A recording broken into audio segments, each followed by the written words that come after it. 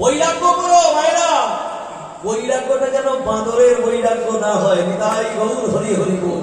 এমন তীব্র বৈরাগ্য যে বৈরাগ্যের জোরে তুমি জামা কাপড় করতে পারছো না, এদিকে লোকের টালির চালা খড়ের চালা নষ্ট করে লাভ কুমড়ো খেয়ে বেড়াচ্ছে।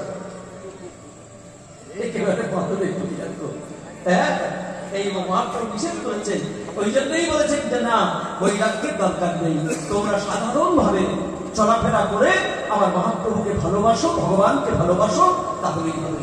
সাধারণ ভাবে জীবন যাপন করো মায়েরা, ভক্তমন্ডলী, যথেচ্ছাচারিতায় নয়, সাধারণ ভাবে, সাধারণ হয়ে সুন্দর ভাবে নিজের